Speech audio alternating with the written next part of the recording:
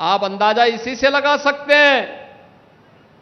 चाकू अगर गलत व्यक्ति के हाथों में पड़ेगा तो उससे डकैती डालेगा। समाजवादी पार्टी रामपुर के चाकू का दुरुपयोग करके जनता की जमीनों पर कब्जा करती थी, जनता को प्रताड़ित करती थी, उन्हें हतोत्साहित करती थी, उनका शोषण करती थी। और उत्तर प्रदेश के अंदर जब बीजेपी की डबल इंजन सरकार आई तो यही चाकू जनता की सुरक्षा के लिए उपयोग में आ रहा है और वही सुरक्षा का माहौल आज विकास का पर्याय बन रहा है। यही तो रामपुर का विकास है।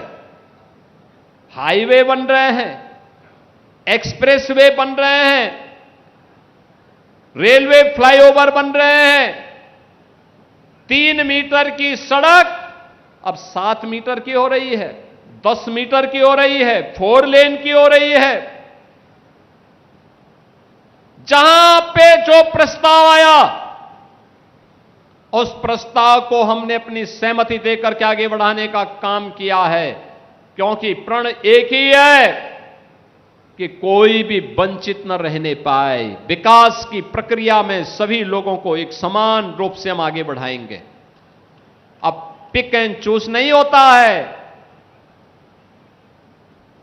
पिक एंड चूज नहीं होता है कि बिजली सेफई में आएगी लेकिन पीलीभीत में नहीं आएगी। क्यों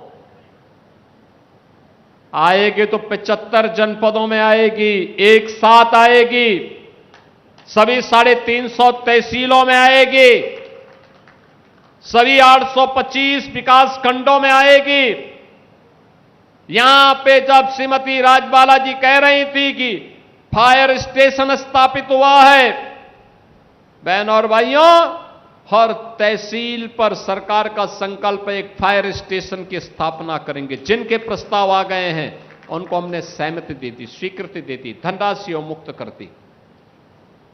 जहां पे इंटर कॉलेज की आवश्यकता थी इंटर कॉलेज, जहां डिग्री कॉलेज की आवश्यकता थी डिग्री कॉलेज, जहां पॉलिटेक्निक की आवश्यकता थी पॉलिटेक्निक, जहां पे आईटीआई की आवश्यकता थी आईटीआई, पुराने पढ़ चुके विद्यालयों को, इंटर कॉलेजेस को प्रोजेक्ट अलंकार के माध्यम से, बेसिक शिक्षा परिषद के विद्यालयों को ऑपरेशन कायाकल्प के माध्यम से एक नई ऊंचाई प्रदान करके भव्य स्वरूप प्रदान किया जा रहा है।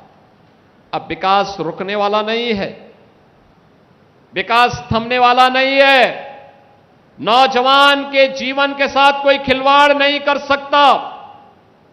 अब कोई किसी बहन के खिलाफ अपमानजनक टिप्पणी नहीं कर सकता, नहीं कर सकता है। बेटी की सुरक्षा में कोई सेंध नहीं लगा सकता है। अब लगाएगा तो उसको मालूम है कि इसके बाद आगे क्या होने जा रहा है।